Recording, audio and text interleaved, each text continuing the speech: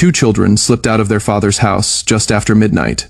After their mother died, their father remarried her closest friend, believing familiarity would hold the family together. Instead, it became the beginning of something far more dangerous. When their father was away, the woman's kindness disappeared. The children tried to explain, they tried to warn him, but grief, he believed, was clouding their judgment. He trusted his wife. He asked them to trust him. Everything changed the night they overheard her laughing on the phone, calm, confident, and certain, while planning to remove them from her life for good.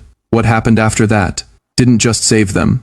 It changed the course of who they would become. Before things fell apart, the house had once been full in the best way. Even after the funeral, it still carried the sounds of living shoes. Kicked off near the door, the low hum of a video game, the quiet anticipation of hearing the lock turn. When their father came home, loosening his tie and pretending he wasn't exhausted, the heaviness of the day would lift. He'd collapse onto the couch and pull the boy and the girl into an awkward embrace, filling the space their mother left behind with warmth and effort.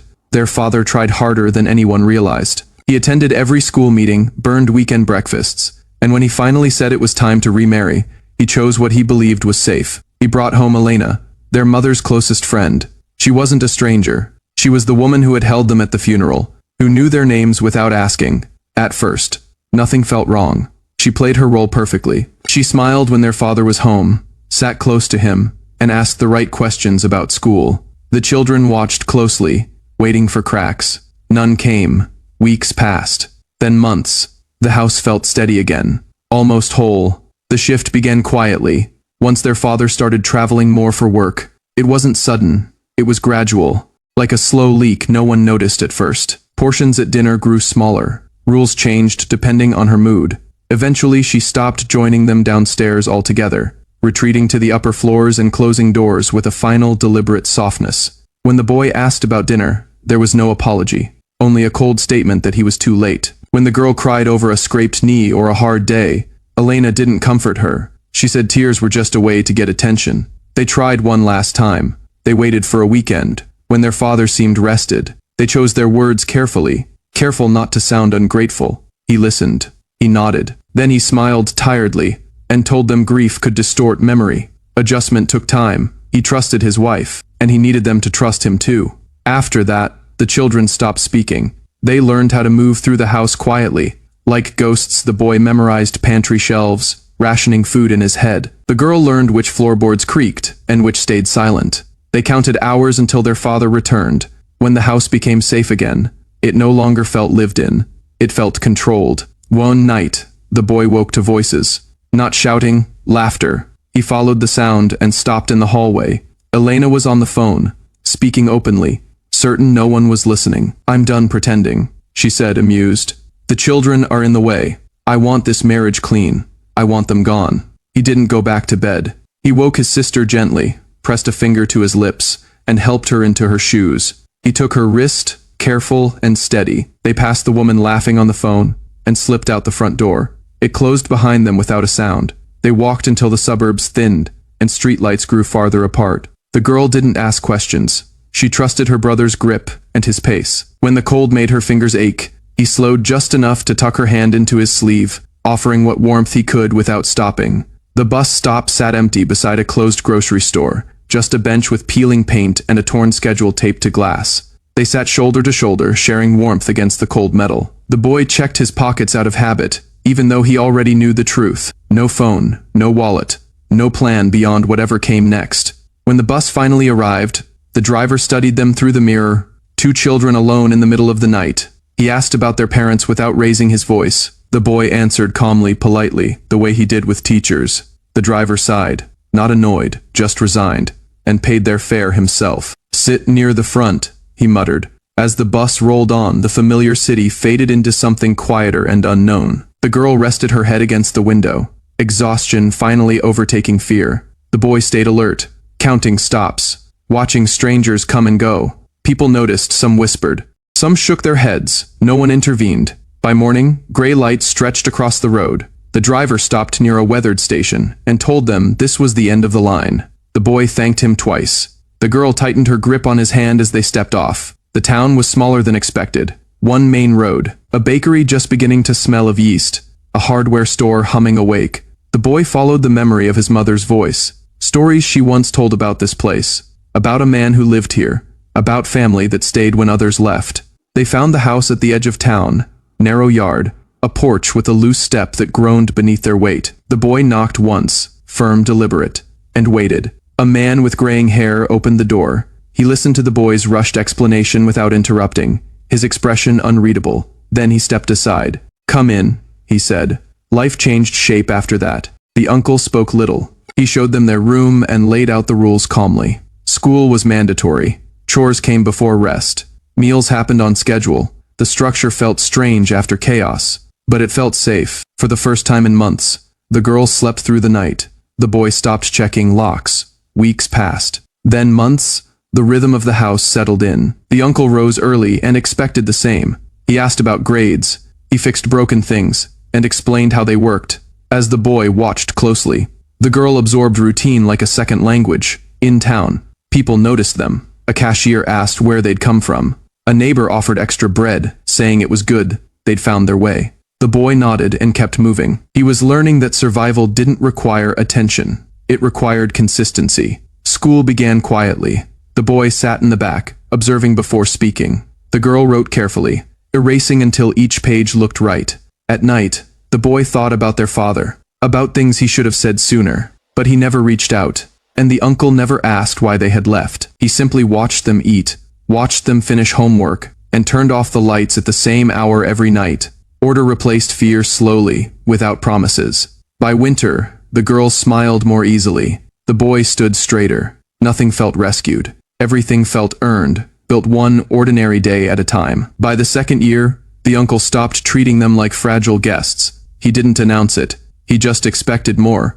The boy found work at a local hardware store, starting with a broom and dustpan. He swept floors, stocked shelves, and eventually learned to fix the small broken things customers carried in with frustration on their faces. He listened more than he spoke, and that, someone noticed.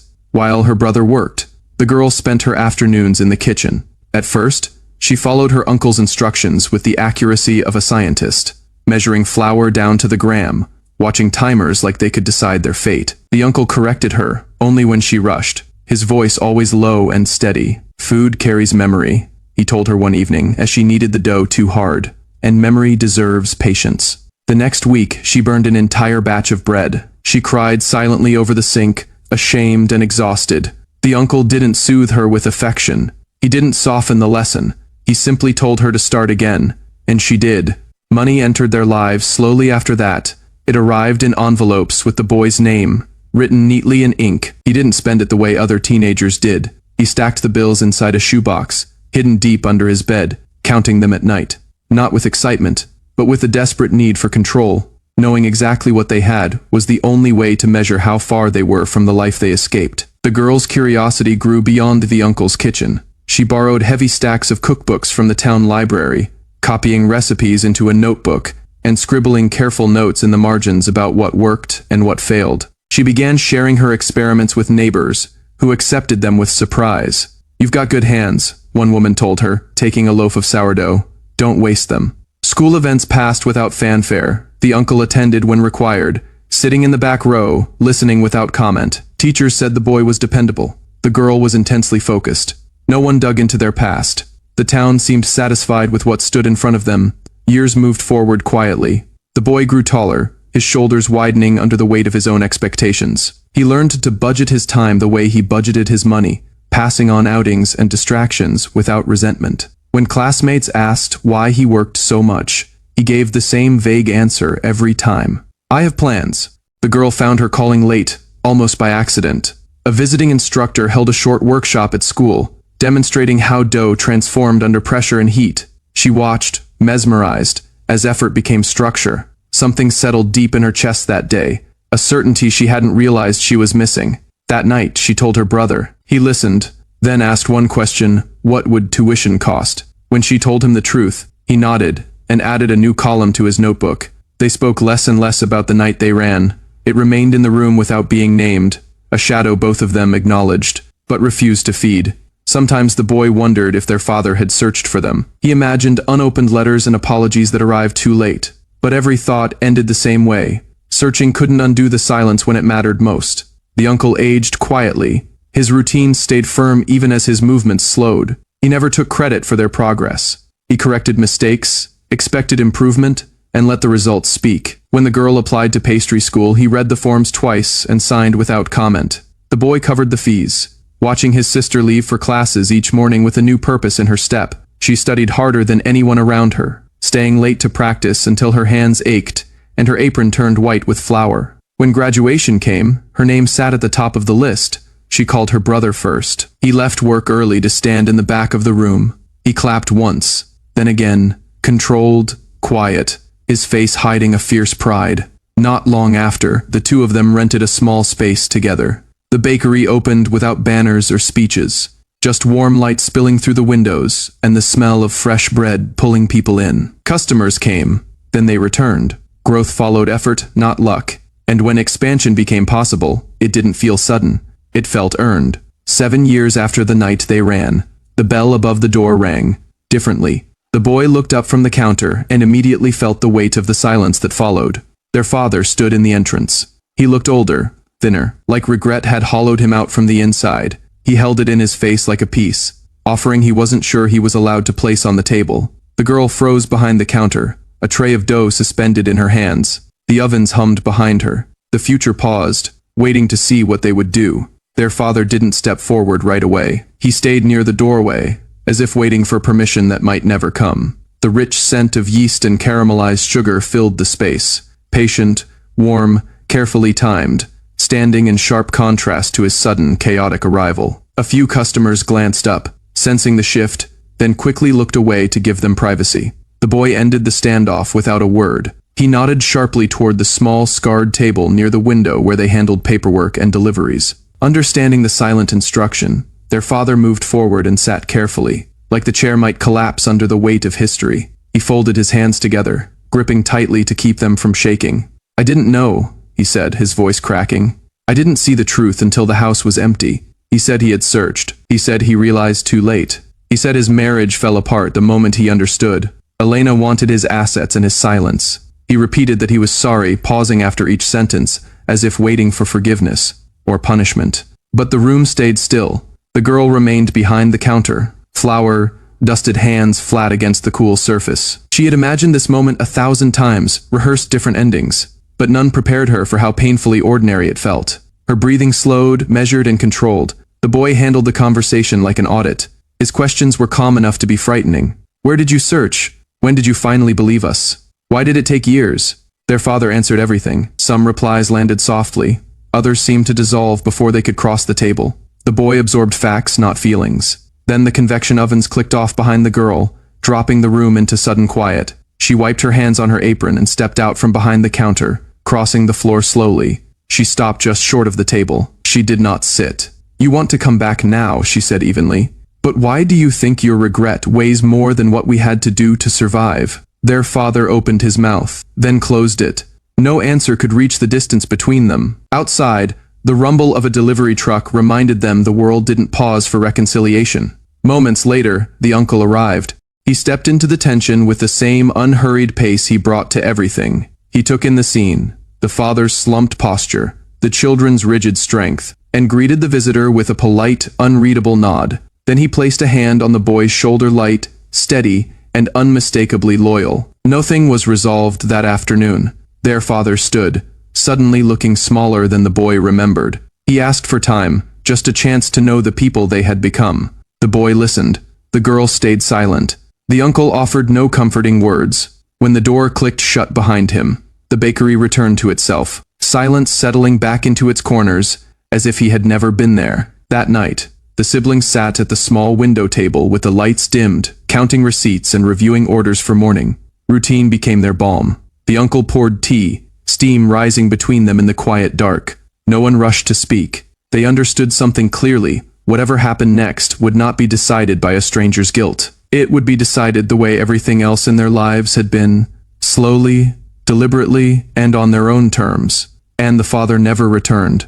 Weeks blurred into months without a letter, a call, or the bell announcing his re-entry. The bakery did not pause to grieve the absence. Instead, it grew stronger, built on early mornings, steady hands, and earned reputation. The boy led expansion, negotiating delivery contracts in nearby towns with calm precision, never overpromising, never rushing. The girl refined the menu with ruthless standards, removing anything that didn't meet her level of quality. Business didn't grow because people pitied their story. It grew because people respected their craft. The uncle watched from a comfortable distance, proud, but never indulgent. He reminded them often that stability wasn't a finish line. It was a machine that required maintenance. As years passed, his steps slowed, and his advice became shorter, yet his presence stayed the anchor of their home. Over time, their roles shifted. The siblings began protecting him with the same quiet vigilance he once used to protect them. They forgave their father, but they didn't invite him back. The girl learned that forgiveness isn't a transaction that demands reunion. Sometimes it's simply clarity, the ability to move forward without carrying dead weight. The boy thought back to the night they ran and understood with certainty. Their silence saved them when explanations would have failed. Neither of them felt unfinished. They were whole, not because of who they lost, but because of who they became. One evening, after the last receipt was counted and the lights were dimmed, they stood outside the bakery watching the street settle into night. The boy turned the lock with a decisive click. The girl leaned against the glass, feeling the leftover warmth of the ovens press against the cool air. They didn't speak about their father. There was no reason to resurrect a ghost when the life they'd built was this real. They had created a world that didn't depend on being believed by anyone but each other. They had chosen themselves when no one else would, and whatever regret their father carried belonged to him alone. If you were in their shoes, knowing survival sometimes means leaving people behind. Would you have opened the door and let him back in? Subscribe for more real stories about survival, choices, and the quiet moments that change everything.